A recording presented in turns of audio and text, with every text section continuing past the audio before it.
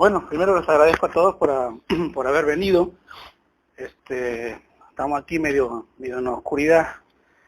A ver si hacemos una relatividad oscura. ¿Se escucha bien? ¿Está atrás más o menos? No sé. Bien. Bien, la idea era contarles a ustedes o traerles con el motivo de los 100 años de la teoría de relatividad general, contarles cómo se pergeñó esta teoría, cuáles son los orígenes, cuáles son los marcos conceptuales que podemos nosotros incorporar para entender algunos aspectos de la teoría. Y también un poco de la biografía de Einstein y de algunas de sus contribuciones, no solamente a la física, sino también a cuestiones que tienen que ver con la política, el pacifismo, que también te traía Einstein. O sea, Einstein es un personaje que ha sido, mencionado como la persona del siglo, con lo cual tiene una gran importancia, no solamente desde un punto de vista de la ciencia, sino desde un punto de vista también de la política, de la cultura en general. Einstein fue un científico que no solamente, como les digo, trabajó en ciencia, sino que también pasó las dos grandes guerras mundiales. O sea, también tuvo una actividad del tipo política muy importante para la paz mundial, y también desde un punto de vista de incorporar una figura de un genio moderno, que sirvió de inspiración para muchas personas. Pero bueno, comencemos con su nacimiento. Einstein nació en esta casa que está aquí en la primera fotografía, el 14 de marzo de 1879. Sus padres, Hermann Einstein, se dedicaba a las cuestiones de electricidad, o sea, tenían empresas de electricidad. Y esas empresas de electricidad lo que hacían era justamente llevar electricidad a las casas de Alemania. En esa casa. Esa casa natal está en Ulm, Alemania, y al año todos los padres se mudaron junto con Einstein a Múnich, o sea, la capital de Alemania en esa época. Einstein estuvo más o menos unos 16 años en Múnich, y un día se quedó solo. ¿Por qué? Porque los padres decidieron emigrar a Italia. Se fueron a Milán a probar suerte, porque ya que en Alemania las cosas estaban demasiado industrializadas, dijeron, bueno, aquí la empresa no funciona, podemos ir a un lugar donde está menos industrializado, y se fueron todos a Italia, dejando al pobre Einstein solo en Múnich a cargo de una familia. Einstein estaba en el último año de la secundaria, de la época, secundaria que Einstein odiaba profundamente. En esa época se utilizaban en Alemania y en otros países lo que llaman los gymnasium. Los gymnasium eran como la escuela secundaria, pero tenían un régimen bastante dictatorial, bastante militar. Y eso Einstein odiaba profundamente, a tal punto que dejó un año antes la secundaria y se fue de Múnich a Italia, o sea, a Milán, a encontrarse con sus padres sin terminar la secundaria. Esa decisión que tomó Einstein le costó entrar en la universidad, ya que era requisito obligatorio terminar el gimnasio para poder entrar a la universidad, y desde ahí en adelante Einstein nunca jamás entró a la universidad. Con lo que vean cuán decidido estaba Einstein a no tolerar, ese tipo de régimen militar. Cuando estando en Italia, Einstein, los padres lo mandan a que termine los estudios, que comience nuevos estudios en Suiza. Y Einstein se anota en el Politécnico de Suiza, ya que, como les decía, no podía entrar a la universidad, y el Politécnico era una especie de instituto para ingenieros. Entonces Einstein en 1895 se alista para pasar lo que se llama el examen de ingreso del Politécnico de Zúrich, y se prepara durante esa época que estaba en Milán para entrar, pero fracasa, no logra entrar ese año al Politécnico de Zúrich, o sea que pasa un año estudiando y preparándose para que el próximo año recién pudiera entrar, cosa que sí realiza el año que viene. Una vez en el Politécnico de Zúrich, Einstein cursa los estudios regularmente, y más o menos por el año 1901-1902 está en condiciones de terminar sus estudios. Igual era no era una universidad, pero sí era un colegio digamos, de estudios muy prestigioso. El salir con un diploma del Politécnico de Zurich, de algún modo, le daba una cierta, digamos, vacante para poder entrar a enseñar en la universidad. Sin embargo, aún habiendo aprobado los estudios, no le permiten enseñar en la universidad. Y su amigo Marcel Grossman le tiene que conseguir un trabajo, eso es más o menos en la época de los 20 y tantos de años, le tiene que conseguir un trabajo Marcel Grossman porque tenía que vivir, digamos, de algo, y el trabajo que le consigue es en una especie de centro de inspección de patentes. O sea, la idea es que en el 1902 Einstein comienza a trabajar en este centro de inspección de patentes, inspeccionando las patentes que se presentaban para ver si eran o no originales o si eran o no buenas para hacer, digamos, para pasar, digamos, esta revisión. Y Einstein trabaja como inspector de tercera clase de patentes. Estamos hablando más o menos 1902. Esta es la habitación en donde Einstein trabajaba del 1902 a 1905 en redacciones de varios artículos que lo iban a hacer célebres, digamos, en la historia de la ciencia. Aquí tenemos nosotros lo que se conoce como el Annus Mirabilis de Einstein, o sea, 1905. Se llama año milagroso de Einstein porque Einstein presenta en ese año, siendo inspector de patentes, o sea, no teniendo ningún título ni de profesor, ni en un colegio, ni en la universidad, sino trabajando como inspector de patentes, presenta 5 artículos que manda a la revista muy prestigiosa de Alemania, el Annalen der Physik, cuyo director era Max Planck. Le manda 5 artículos. Aquí yo tengo reseñado los 5 artículos, también tengo el libro donde están los 5 artículos. Cada uno de los artículos son tan importantes y tan cruciales para la historia de la ciencia que, tomando uno por uno, podría recibir un premio Nobel, digamos, por separado. Por ejemplo, el primer artículo que aparece ahí, la electrodinámica de los cuerpos en movimiento, es donde contiene la relatividad especial, cosa que vamos a hablar un poquito más adelante. O sea, este primer artículo está el germen de la relatividad especial. El segundo artículo, sobre un punto de vista heurístico sobre la producción y transformación de la luz, contiene nada más y nada menos que la explicación del efecto fotoeléctrico. El efecto fotoeléctrico era un efecto que había sido descubierto por Heinrich Hertz en el siglo pasado, pero que no tenía ninguna explicación. Bueno, Einstein con ese artículo propone una explicación basándose en la hipótesis cuántica de Planck. Por primera vez en la historia, un científico utiliza la hipótesis cuántica de Planck para explicar el efecto fotoeléctrico. O sea que Einstein contribuye como padre de la teoría cuántica a establecer la teoría cuántica. Ese es el segundo artículo. El tercer artículo tiene que ver con la tesis doctoral de Einstein, que es una nueva dimensión de las dimensiones moleculares, que tiene que ver con toda la mecánica estadística de la época. O sea, si hay un artículo que contiene toda la mecánica estadística de la época, ese es el artículo de la tesis doctoral de Einstein. El cuarto tiene que ver sobre el movimiento de las partículas pequeñas suspendidas en líquidos en reposo, exigido por la teoría cinético-molecular de calor.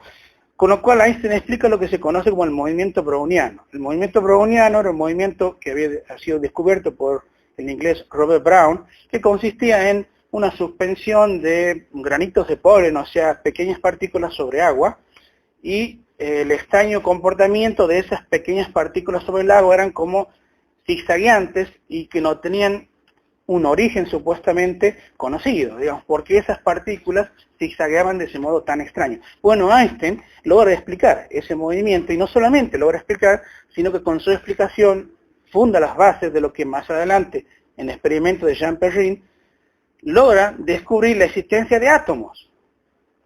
Fíjense, Einstein logra, con su tercer artículo, demostrar la existencia de los átomos. O sea, resuelve un problema que tenía más de 2500 años, propuesto por Demócrito y Leucipo, 500 años de Cristo, lo resuelve en 1905. Vaya, sí, es importante. Y el último artículo es una especie de postdata, digamos, de adendum que manda Einstein casi al terminarse el año, donde dice, depende de la inercia de un cuerpo de su contenido de energía, en este adendum o en esta postdata está la famosa fórmula de Einstein, quizá la fórmula más famosa de toda la historia de la ciencia, ¿no? Que la energía es igual a la masa por la velocidad de luz al cuadrado. Esa fórmula, que ustedes conocen muy bien, está en este artículo, o por lo menos se puede deducir de este artículo, que es una especie de adendum o de postdata a la relatividad especial. O sea que estos 5 artículos de Einstein contienen, como les decía, cada uno un potencial de premio Nobel, digamos. Dicho sea de paso, Einstein recibe el premio Nobel en 1921 por su segundo artículo, o sea, por la explicación del efecto fotoeléctrico y no por la relatividad. Pero, como les he dicho, cualquier artículo podía haber tenido el mismo fin. Entrando un poquito en la relatividad, o en qué consiste la teoría de la relatividad, si vamos a hablar de la teoría de la relatividad general, no podemos obviar la parte anterior, que es la teoría de relatividad especial o restringida. ¿Por qué se llama así? Bueno, porque Einstein se basa en su teoría en lo que se llama el principio de relatividad. Este principio de relatividad era un principio de relatividad que era conocido ya en la física desde hace muchos años y que se lo atribuye a Galileo, o algunos lo llaman principio de relatividad de Newton. Básicamente es el mismo principio. Este principio de relatividad dice que las leyes de la mecánica es una parte, digamos, de la física, transcurren de igual modo entre dos sistemas con movimiento rectilíneo y uniforme. O sea, más o menos quiere decir que si yo estoy en un sistema considerado en reposo, digamos, estoy sentado aquí supuestamente en reposo, y pasa por la calle un auto a una velocidad constante, digamos 50 kilómetros por hora, tanto en el auto como en este lugar en donde estoy en reposo, las leyes de la física son exactamente las mismas. O sea, ninguno de los dos puede darse cuenta de que está en movimiento. Los dos pueden considerarse que están en reposo. El del auto puede considerarse que está en reposo y yo me puedo considerar que estoy en reposo. En realidad ninguno de los dos está en reposo. Nosotros nos estamos moviendo a 30 kilómetros por segundo, porque la Tierra se mueve a esa velocidad y todo el sistema solar se mueve a otra velocidad con respecto a la Vía Láctea, y la Vía Láctea también se mueve. Entonces, la idea es que no hay un movimiento que se llame absoluto, sino que todo movimiento que transcurra con rectilíneo y uniformemente es relativo. Entonces, el principio de relatividad dice eso: las leyes de la física son iguales en dos sistemas que se consideran uno a otro, o en reposo o en un movimiento rectilíneo y uniforme. Sabemos que Einstein no le puso teoría de la relatividad a su propia teoría. Sabemos que el hombre que él eligió fue la electrodinámica de los cuerpos en movimiento. Luego se lo conocerá como teoría de la relatividad especial. Aquí tiene una serie de ecuaciones. Por ejemplo, la ecuación que está arriba se las conoce como transformaciones de Galileo, y son transformaciones muy sencillas que hacemos nosotros diariamente para calcular, digamos, la distancia que está un móvil con respecto a yo que estoy en reposo. Digamos, si yo estoy parado y viene un móvil, más o menos uno calcula digamos, el tiempo que le va a tomar llegar hasta nosotros con estas transformaciones de Galileo que adoptan esta forma matemática. Estas transformaciones le permitía a Galileo y a otros físicos calcular justamente cómo pasar de un sistema a otro cuando hay un movimiento relativo entre los dos. Las transformaciones que están abajo, vamos a hablar un poquito más adelante, son las transformaciones de Lorentz. Pero antes de hablar de ellas vamos a pasar un poquito más adelante. En el camino de la relatividad especial, o sea, ¿por qué surge la relatividad especial? ¿Cuál es la necesidad de Einstein de pretender poner un nuevo punto de partida a la física o a la mecánica o a la física de la época? Porque había un problema en la época. Por un lado tenemos la mecánica. La mecánica sabemos que cumplía con el principio de relatividad, porque justamente estaba enunciada para la mecánica. Pero había otra rama de la física que era muy importante, que se llamaba la electrodinámica, que estaba basada en las leyes de Maxwell y Faraday, y esta electrodinámica fue tan exitosa que no solamente unificó los dos fenómenos que se conocían en la época, el magnetismo y la electricidad, dando solamente un solo fenómeno que es el electromagnetismo, sino que también Maxwell con sus ecuaciones, con sus 4 ecuaciones, logra predecir la velocidad que va a tener la luz. Y no solamente eso, incorpora la luz como una onda electromagnética más. Por lo tanto, hoy sabemos que la luz es una onda electromagnética porque surgen de las ecuaciones de la electrodinámica de Maxwell. Y también sabemos, o sea, se sabía cuál era la velocidad, que luego se comprobó experimentalmente que cerraba exactamente con las ecuaciones que planteaba Maxwell. Bueno, esa teoría, la electrodinámica, no cumplía con el principio de relatividad. Y ese era el gran problema. Que por un lado a los físicos no les gusta que los principios no se cumplan en todos los ámbitos. Entonces, ¿qué hacemos? O abandonamos el principio de relatividad o reformulamos la física. Esa era la disyuntiva, digamos, de la época. ¿Por qué? Las leyes de la electrodinámica no cumplían con el principio de relatividad, en este caso de Galileo, y digamos, la situación era incómoda para los físicos, porque un principio se debe cumplir, o por lo menos esa es la idea de la ciencia, debe ser abarcativo, debe ser universal.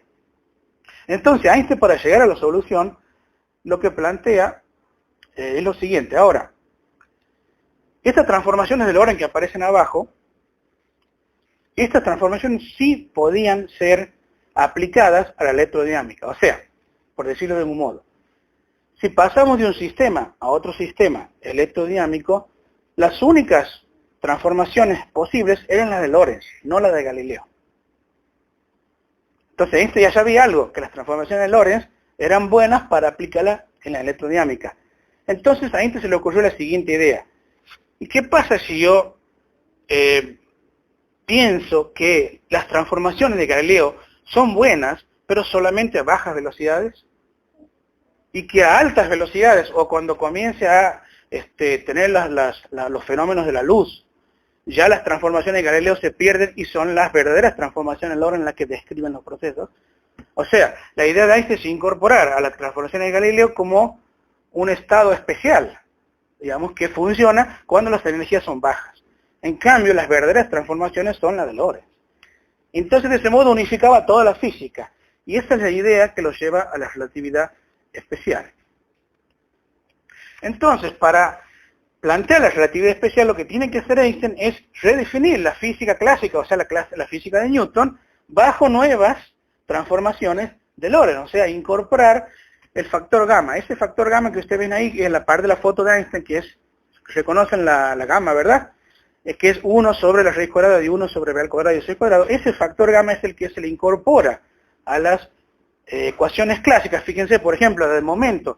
En la ecuación de momento es masa por velocidad. Sin embargo, esta modificación que se hace sobre el momento incluye gamma, o sea, es gamma por masa sobre velocidad, con lo cual se modifica la ecuación de momento y se la hace relativista. Lo mismo están modificadas las cuestiones del tiempo y de la longitud si es que se mueve un móvil a cierta velocidad. Este aspecto de la relatividad, que es ayornar o reformular las leyes clásicas de Newton, es lo que le da justamente la posibilidad a Einstein de plantear o de reformular la física, ya que lo que Newton dejaba como absoluto, el espacio y el tiempo, es lo que Einstein cambia y lo hace relativo. Y deja absoluto las leyes de la física y la velocidad de la luz. Entonces, fíjense el cambio que se produce de una teoría a otra. La teoría de Newton tenía como relativa la velocidad de la luz, por ejemplo. Esto se podía ver bien cuando veamos el experimento de Michelson-Morley, pero por el tiempo no lo vamos a poder ver. O sea, las leyes de Newton planteaban que la velocidad de la luz era relativa. En cambio, era absoluto el espacio y el tiempo. En cambio, Einstein propone al revés. Dice, lo que es absoluto son las leyes de la física más la velocidad de luz, que es la misma siempre, independientemente de cualquier sistema de referencia. Pero al hacer ese pasaje de absolutos, lo que se tiene que mover es el espacio y el tiempo. O sea, uno ajusta aquí y se desajusta allá. Y lo que se desajusta es que el tiempo y el espacio ya no son absolutos y dependen de la velocidad del sistema de referencia. Y ahí ustedes tienen las fórmulas para calcular cuánto se puede dilatar el tiempo y cuánto se puede acortar la longitud de un sistema si es que tenemos la velocidad del sistema. Por ejemplo, aquí tienen un experimento, digamos, en donde se puede medir desde un punto de vista, desde el andén, o sea, desde un punto de vista supuestamente en reposo, se puede calcular o mirar o observar cómo el rayo de luz tiene una trayectoria que es distinta que si está en reposo. Pues si está en reposo, el rayo de luz va arriba y abajo. En cambio, en movimiento, nosotros desde abajo vemos que hace una especie de triángulo, ¿verdad? Ahora, si la velocidad de luz es la misma abajo que arriba, la única explicación posible es que el tiempo que nosotros podemos observar al estar en reposo, el tiempo del vagón es más lento que el tiempo mío. Y de ese modo cierran todas las leyes de la física. Pero haciendo que el tiempo sea relativo al sistema de referencia. Entonces, la longitud también sufre el mismo cambio. Digamos, las longitudes se acortan de acuerdo a la velocidad. Con lo cual tenemos que hay lo que se llama un tiempo propio y la longitud propia, que se llama tiempo local o longitud local, y que esa no puede ponerse en correspondencia con otro sistema que está a otra velocidad. Con lo cual se destruye la simultaneidad. Ya no hay más simultaneidad en la física, porque la simultaneidad implicaba que haya un tiempo absoluto que transcurre siempre de la misma manera. Ahora, si no hay ningún tiempo absoluto que transcurre siempre de la misma manera, no hay sucesos simultáneos. Simplemente un suceso que es simultáneo para un sistema de referencia, para otro no es simultáneo. Yo aquí tengo una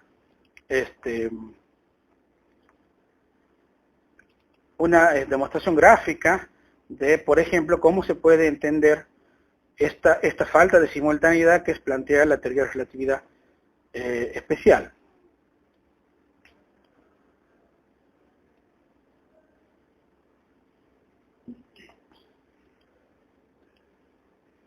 Por ejemplo, ahí ustedes pueden ver que si hay sistemas de referencias que se van corriendo, fíjense, el suceso A, visto desde un lado, ocurre primero y luego el C, pero visto de este lado los dos son simultáneos. Si nos cambiamos de referencia ya no son simultáneos, primero ocurre C, después B, después A.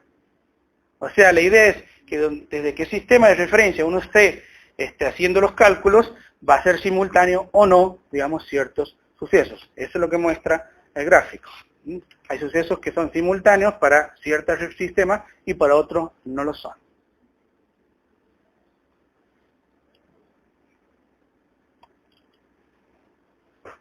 Entonces, la teoría de relatividad especial plantea eso.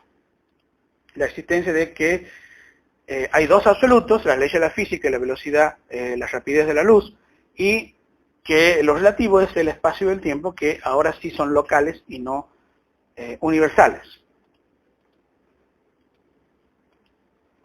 Ahora sí vamos al camino a la relatividad general. O sea, ¿cuál es la idea de la relatividad general? Einstein propone la relatividad especial en 1905, y la relatividad general sale en 1915, o sea, 10 años más adelante. La idea de Einstein era extender el principio de relatividad, ese que hemos visto, el de Galileo, a todo movimiento, ya que el principio de relatividad especial solamente se aplicaba a un movimiento rectilíneo y uniforme, o sea, un movimiento que se mantenía su velocidad constante y que no giraba.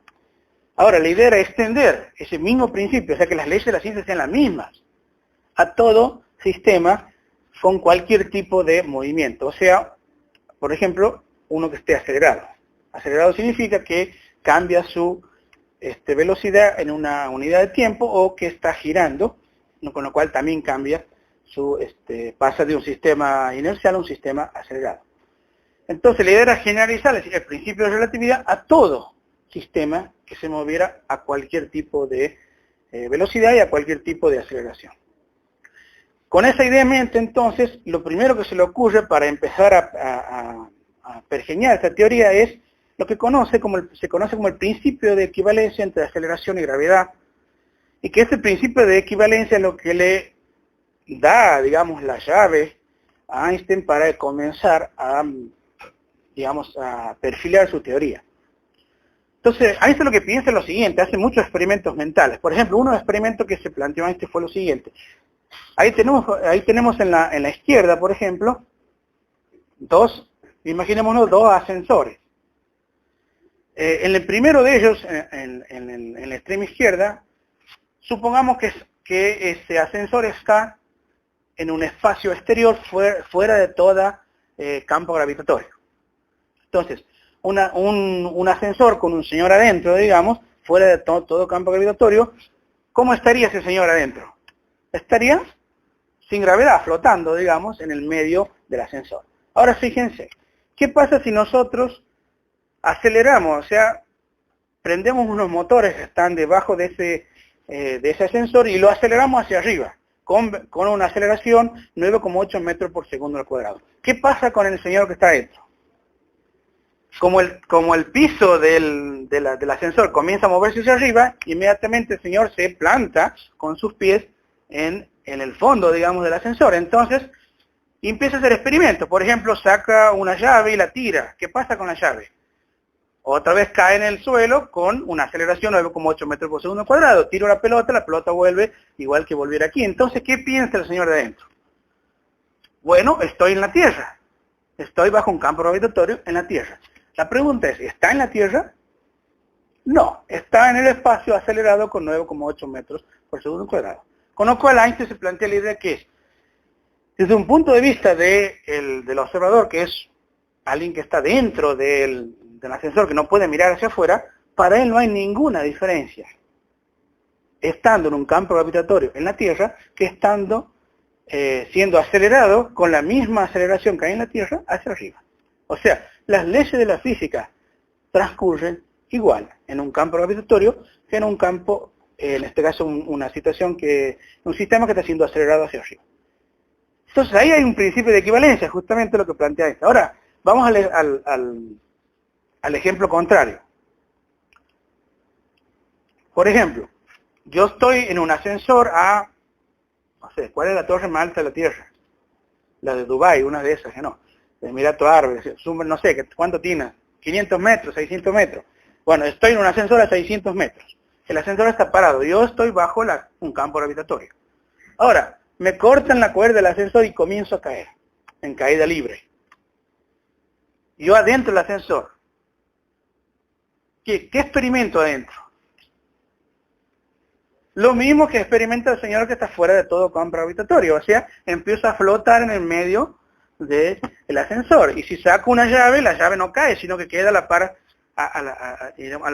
de mi cuerpo, y digo, bueno, entonces de repente me sacaron la gravedad, estoy flotando en el espacio. La pregunta es, ¿está flotando en el espacio?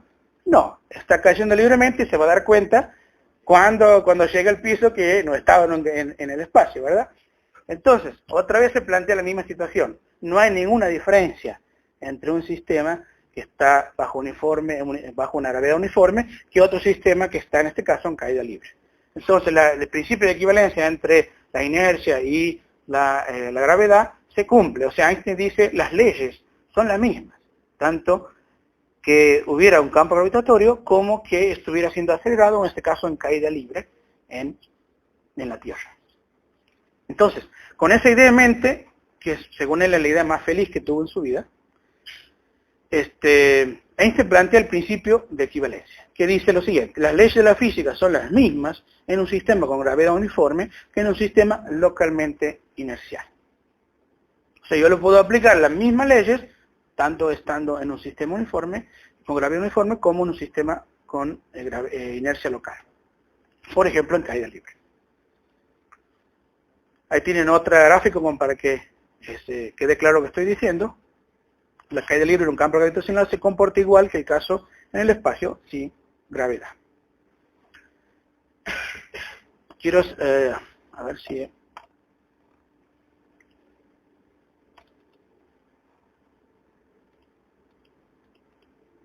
Bien, entonces, ¿cuál es el otro camino hacia la relatividad general? Uno era el principio de equivalencia. El segundo tiene que ver con que en 1908, o sea, 3 años después de la relatividad especial, Hermann Minkowski reformula en una conferencia que da célebre, donde dice que a partir de ahora el espacio y el tiempo van a ser solamente sombras, y que lo verdaderamente físico y matemático va a ser un espacio-tiempo, o sea, una unión del tiempo y del espacio. Entonces Minkowski reformula la relatividad especial de Einstein como una teoría geométrica con 4 dimensiones. O sea, 3 dimensiones espaciales y una dimensión temporal, que sería la cuarta, digamos, que la saca matemáticamente como c por t. O sea, multiplica la velocidad de luz por el tiempo y ahí tiene una cuarta dimensión espacial y trata al espacio o ese espacio-tiempo como si fueran de 4 dimensiones. Esa reformulación que hace Minkowski traduciendo, digamos, la relatividad especial en una teoría geométrica, le da la segunda idea a Einstein, que es la idea de que también podemos generalizar ese principio que Minkowski estaba plantando en la ciencia hacia una teoría de relatividad general, o sea, una teoría que trate la gravedad y a estos movimientos acelerados. Entonces, esto obtiene, además de esa idea, también otra herramienta matemática que le permite calcular justamente este espacio de 4 dimensiones y que es la herramienta llamada análisis tensorial. Esta herramienta matemática le permite a Einstein tener los instrumentos, las herramientas adecuadas para poder empezar a calcular este espacio de 4 dimensiones. Entonces, Einstein generaliza las ecuaciones de Minkowski, pero utiliza no un tensor constante, ya que Minkowski utilizaba un tensor constante. O sea, para Minkowski, si bien las 4 dimensiones no eran euclidias, pero sí eran constantes. La idea de Einstein era que no eran constantes, sino que la métrica del espacio-tiempo cambiaba localmente según la distribución de masa y energía que estaba justamente en el localmente. Entonces, la idea era que pasara de un tensor constante a un tensor que pudiera cambiar. Entonces, la idea es que la métrica del espacio-tiempo se ve modificada localmente por la masa, produciendo una curvatura, haciendo el espacio no euclidio, a pesar de que ahí dice euclidio. Pero es euclidio, de Euclides, ¿verdad? El espacio euclidio es el espacio que nosotros hemos aprendido, de la geometría que hemos aprendido en secundaria y en primaria, en donde el modelo es el plano. Entonces, un espacio no euclidio sería un espacio en donde no hay más líneas rectas. Todas son curvas. Entonces, la idea de un espacio no euclidio es que no hay más rectas. Todo camino, digamos, que deba seguir un móvil tiene que ser una curva. No hay más líneas rectas. Ahora, Einstein se da cuenta, además de que el espacio no debe ser curvo, porque hace un experimento mental muy sencillo. Se imagina que hay un círculo que está rotando, y ahí ustedes tienen la velocidad tangencial, que es la velocidad angular por el radio. Ahora, si este círculo está rotando a mucha velocidad, una velocidad cercana a la luz, ¿quieren ustedes? Entonces la longitud del perímetro tiene que ser modificada por la relatividad especial, ya que la relatividad especial plantea que toda longitud, o sea, vistas desde un sistema en reposo, y la longitud en este caso que está girando a mucha velocidad, entonces la longitud se acorta, ya lo hemos visto, ¿que no? Antes. Entonces, el perímetro de ese círculo no tiene que ser igual si se está moviendo a que si está quieto.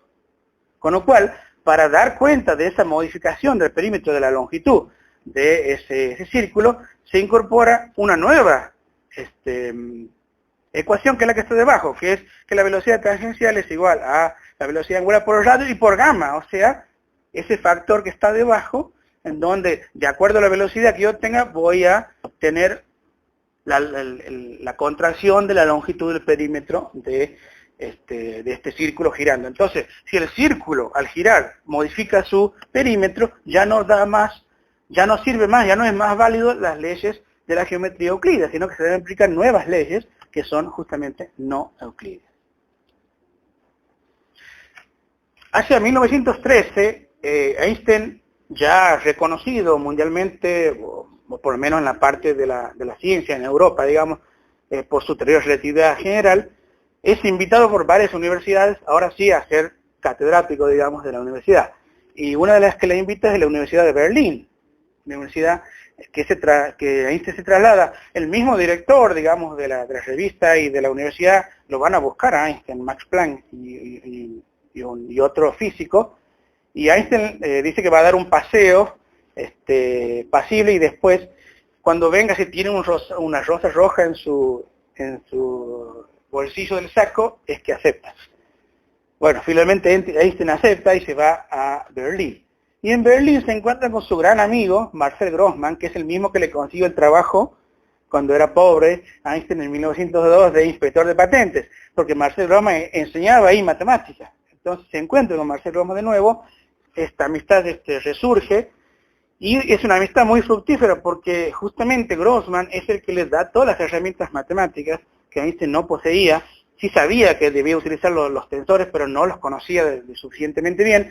Entonces Grossmann se compromete a elaborar junto con Einstein esas ecuaciones que darían, digamos, cuenta de la gravitación universal. Entonces, escriben un artículo en 1913 que se conoce como Entwurf o bosquejo de la teoría de gravitación universal.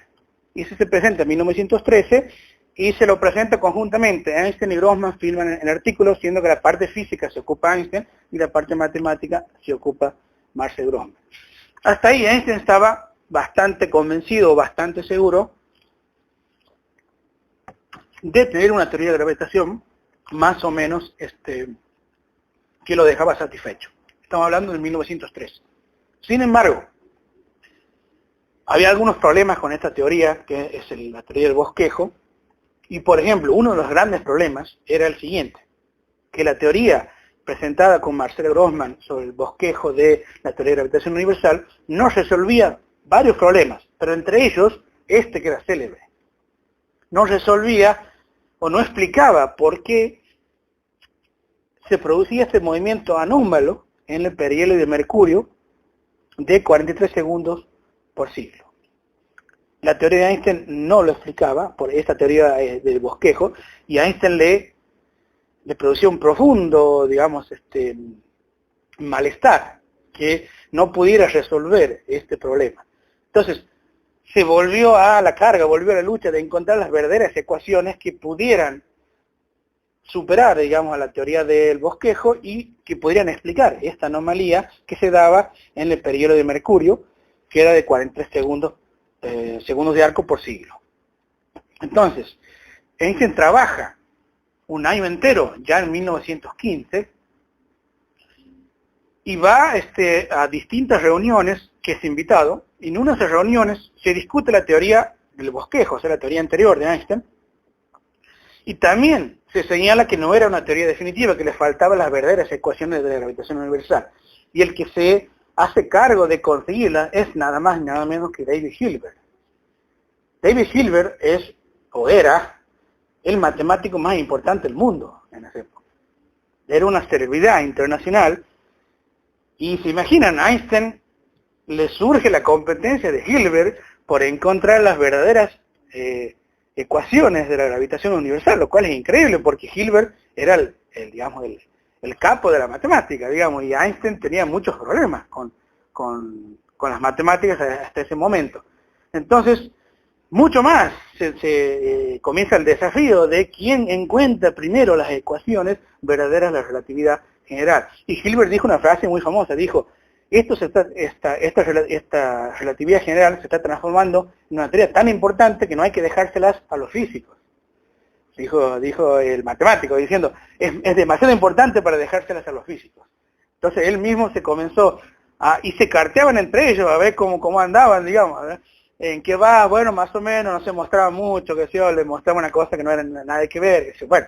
Pero era una cuestión, además de académica, digamos, de amigos también. Entonces, fíjense, Einstein trabajó varios meses, casi que no salía de su casa, casi que no salía de su cuarto, a tal punto que él dijo que si no lo mataba, digamos, ese trabajo iba a quedar muy mal. Los próximos 2 años, 1916 y 1917, Einstein pasó casi todos los años enfermo. Por el trabajo que le produjo el buscar las ecuaciones matemáticas que eran las correctas para la gravitación universal. Entonces, en ese tour de force con Hilbert, encima Einstein se estaba separando de su primera mujer, entonces había una serie, digamos, de problemas, el avance de la guerra, la Primera Guerra Mundial, bueno, había una serie de problemas que hacían que Einstein tuviera una situación muy particular en esa época. Finalmente, el 25 de noviembre de 1915, en una serie de 4 artículos, Einstein manda el último artículo en donde contiene esta célebre fórmula que por fin explica lo que él quería que se explicara. Por ejemplo, la anomalía del periodo de Mercurio. Es más, Einstein cuando descubre esta fórmula, inmediatamente la aplica al problema del periodo de Mercurio y lo resuelve. Él mismo confiesa en su biografía que le produjo tal palpitación que pensaba que se moría en ese mismo momento, de la alegría que le producía haber resuelto el problema. Entonces, fíjense, con esta ecuación que aparece en el último artículo, se da por terminada la relatividad general que planteaba Einstein, y no solamente eso, sino que le ganó a Hilbert. Para muchos que dicen que Einstein no era bueno en matemáticas, digamos, le ganó al mejor matemático de la época. Con lo cual, después de esto, bueno, Einstein estuvo muy feliz. Ahora, aquí tenemos la misma fórmula que estaba anteriormente, pero mucho más resumida, más acotada para que se puedan visualizar mejor. Esta es una simplificación de 10 fórmulas, ecuaciones matemáticas que son con diferenciales, con derivadas y demás, que eso es un resumen. Y más o menos, la idea es que la parte derecha de la ecuación, la información que nos da es la distribución de la masa y energía. Y la parte izquierda es la curvatura que se produce con esa cantidad de masa y energía. O sea, sabiendo cuál es la distribución de masa y energía que me lo da la información de la derecha, yo puedo saber cómo se curva el espacio-tiempo según la masa y energía presente. Entonces con eso nosotros podemos ir rastreando, digamos, la geometría local del universo y poder saber qué curvatura tiene de acuerdo a la masa y energía presente. ¿Cuál es una cosa impresionante? Porque nos permite a nosotros calcular, digamos, si nosotros queremos, cualquier distribución local de masa y energía y cualquier curvatura que se nos presente.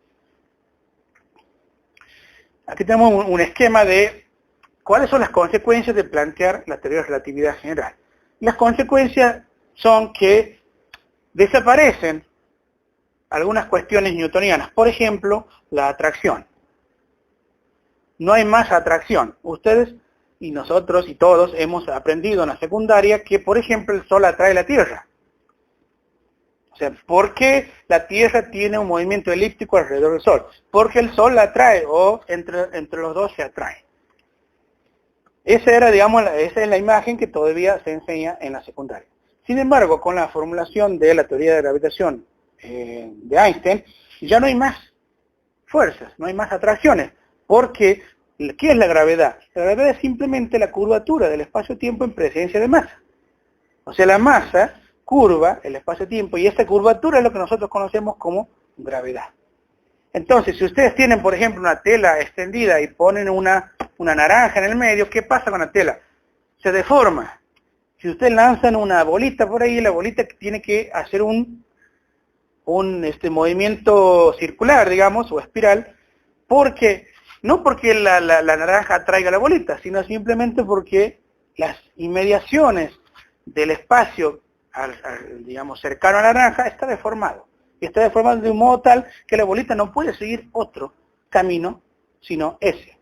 Si ustedes van caminando de manera recta y se encuentran con un volcán, a menos que quieran caminar por el medio del volcán, meterse en la lava y salir, tienen que rodear el volcán, ¿que no? Ahora, ¿por qué rodean el volcán? Porque es el único camino posible. O sea, la geografía del lugar nos obliga a hacer un camino curvo. Bueno, piensen de la misma manera en la curvatura del espacio-tiempo alrededor de un objeto masivo. Cuando hay un objeto masivo, la curvatura del espacio-tiempo es tan grande que todo móvil o todo objeto que pase por sus inmediaciones tiene que seguir sí o sí ese camino, porque no hay caminos rectos. Todo está deformado. Entonces, el camino más corto entre dos puntos en una geometría no euclídea ya no se llama más recta, sino que se llama geodésica. Entonces, todos los cuerpos en la naturaleza siguen, en presencia de masas, una geodésica. Si ustedes se lanzan de un trampolín a la pileta, están siguiendo una geodésica. Si un paracaidista se lanza de un de un avión está cayendo siguiendo una geodésica, o sea, una curva, nunca en línea recta. Y la luz, incluso la luz, que se pensaba que siempre bajaba en línea recta, también debe seguir una geodésica, no porque nada haya algo que la traiga, sino porque no hay otro modo de seguir el camino que no sea una geodésica. Entonces, la situación cambia mucho. Aquí tienen otro gráfico que le puede ayudar a entender qué es la deformación del espacio-tiempo en la presencia de masas. Ahora, ¿cuáles son las pruebas de la teoría de relatividad general? De la relatividad especial hay muchísimas, también hay muchísimas de la relatividad general, pero hay algunas que son célebres. Por ejemplo, la que el mismo Einstein comprobó cuando estaba haciendo su teoría, que es la explicación de la anomalía del perihelo de Mercurio de 43 segundos de arco por siglo. Pero también Einstein, cuando estaba despejando sus ecuaciones, se dio cuenta que la luz, al pasar por digamos, inmediaciones de un objeto de mucha gravedad, debía seguir una geodésica. Con lo cual plantea por primera vez en la historia algo que nadie sospechaba antes, que es que la luz no sigue en línea recta.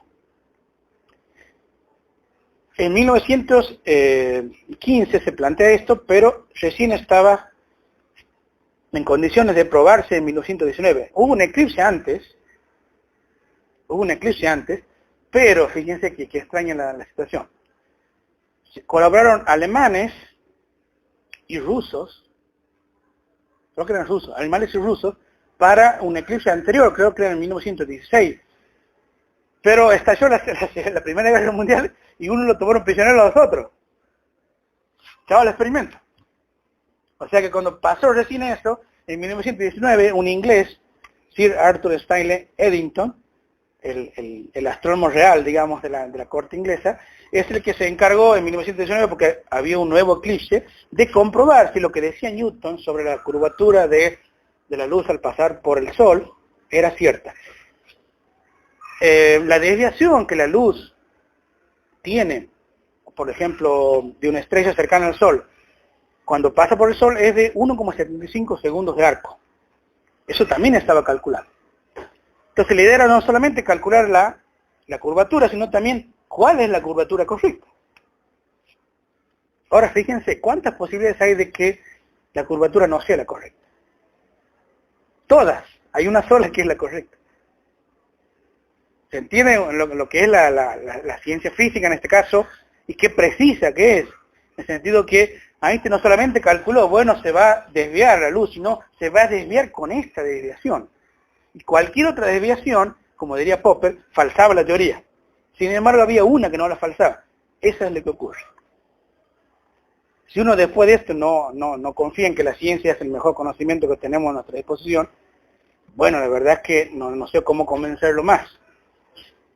Que alguien te prediga que se va a desviar con una desviación de 1,75 segundos de arco es una cosa muy mínima.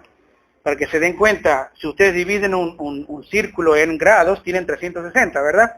A cada grado vuelven a dividir en 60 y tienen minutos de arco. A cada minuto de arco lo vuelven a subdividir en 60 y tienen segundos de arco. O sea, la desviación es muy, muy, muy pequeña. Sin embargo, Einstein la pudo deducir y era la correcta. La otra prueba espectacular de la teoría de gravedad, que Einstein ya la sabía, pero que no la publicó, son las lentes gravitatorias. Es increíble, si ustedes van a Google y ponen lentes gravitatorias, le va a salir algo como esto. Lo que están viendo ahí es una prueba directa de la teoría de relatividad general. ¿Qué es ese aro, ese anillo alrededor del objeto luminoso? Bueno, la única explicación posible, y que es la correcta, es que esa luz, que está en forma de anillo, pertenece a un objeto luminoso que está detrás, en línea digamos, que están alineadas con ese objeto, que podría ser una galaxia, pero que hay un objeto luminoso detrás de la galaxia, a millones de años luz, pero que al pasar por la galaxia, por las inmediaciones de la galaxia, se deforma. Y nosotros lo vemos en línea recta como un círculo, un halo de luz. porque se vuelve a curvar hacia nosotros, ¿que no? Si ustedes hacen el esquema, es como que la luz viene aquí, se deforma, pero después se vuelve digamos, a converger en nosotros. Nosotros podemos ver un círculo. Y es una lente gravitatoria, o sea, lo que antes decía es que la luz se podía tener un efecto como de lente si pasaba alrededor de un objeto muy masivo, como en este caso es una galaxia o un cúmulo de galaxias. Lo cual es increíble, porque ustedes pueden ver el efecto y se puede ver perfectamente. Esto se llama cruz de Einstein. Es el mismo efecto, pero aquí en vez de ser un halo, digamos, el cuásar, un objeto que está detrás de la galaxia, se multiplica 4 veces y forma lo que se llama la cruz de Einstein. O sea, es el mismo objeto multiplicado por acción de las lentes gravitacionales. Lo cual es increíble, como les digo, porque se puede incluso ver con telescopios. Con lo cual, hay muchas más pruebas de la teoría de la relatividad general, pero hay pruebas espectaculares como esta que nos hacen pensar que es una teoría que tenemos hasta ahora, la mejor teoría que explica lo que es la gravedad. Ustedes saben que Einstein estuvo en Argentina también en 1925, anduvo por Buenos Aires y por Córdoba, y había publicado la teoría de la relatividad general y anduvo dando vueltas por aquí, porque estalló la Segunda Guerra Mundial en Alemania, y Alemania, al formar parte del eje, digamos, que unía a Alemania, Italia y otras naciones, prohibió la relatividad general por ser una ciencia judía. No solamente la relatividad general, la teoría cuántica. O sea que la teoría cuántica y la relatividad eran ciencias judías. Y estaba prohibido mencionar a Einstein en algunos de los cursos de las universidades de Berlín. Con lo cual Einstein, ya en el extranjero, dando vuelta por el mundo, abandonó para siempre Alemania y aceptaba ofertas de países que lo quisieran recibir. Y una de las ofertas fue de Argentina. Una de las ofertas para que se quedara Einstein fue Argentina. Otras fueron en otros países, incluso Israel le planteó la posibilidad de ser presidente de Israel. Sin embargo, Einstein aceptó la invitación de Estados Unidos y se instaló en Princeton, y allí pasó todos sus últimos años hasta su muerte en 1955. Básicamente, el trabajo de él era charlar todos los días con célebres físicos. Uno de ellos era matemático como Gödel, por ejemplo. Todos los días charlaban sobre cuestiones.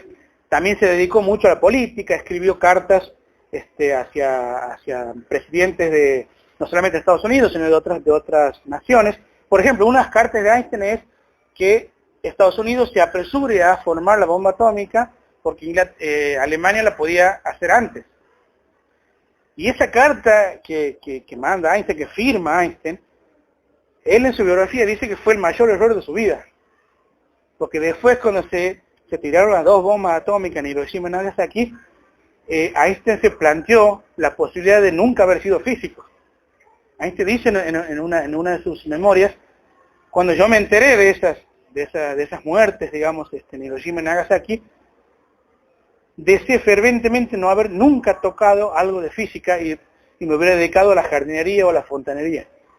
Yo estaba tan angustiado y tan preocupado, y a la vez por su papel, digamos, en haber de algún modo firmado ese manifiesto, que se volcó a lo contrario, a ser una especie de movimientos por la paz, sumado a Bertrand Russell, que Bertrand Russell sí fue preso por oponerse a la guerra, digamos. Entonces, entre los dos muchas veces presentaban varios discursos, digamos, y presentaciones en contra de la guerra y a favor del desastre. O sea que Einstein se arrepintió mucho de esa carta que le envió a Roosevelt, diciendo que fabricaron la bomba porque Alemania... Bueno, dice, él dijo después, si yo hubiera sabido que Alemania no estaba cerca de la bomba, no le hubiera firmado la carta. Pero bueno. Einstein muere entonces en 1955, rodeado de fama y después fue nombrado la persona del siglo, digamos, por la Time, y mundialmente famoso y siendo considerado el genio quizás más grande de la humanidad. por lo menos para los no físicos, y siendo, digamos, una personalidad, quizás el último genio solitario. Porque la ciencia después de Einstein ya no trabaja como Einstein, ya no trabaja solitariamente, sino que ya son comunidades que trabajan conjuntamente. Entonces, Einstein fue quizás el último genio solitario a la par de Maxwell, de Planck, de Faraday, de Newton, digamos, que hacían sus trabajos, digamos, solos en sus casas. Bien, les voy a dejar a ustedes porque me preguntan unas cosas, pero me gustaría que me pregunten cuestiones sobre los mitos que se dan acerca de la teoría de relatividad. Pero bueno, les voy a dejar yo para que ustedes quieran preguntar lo que quieran. Simplemente digo esto, gracias por escuchar, ojalá que les haya servido de algo la charla y si podemos el año que viene hacemos algo parecido quizás con la teoría cuántica, con otra teoría científica. Muchas gracias por escuchar.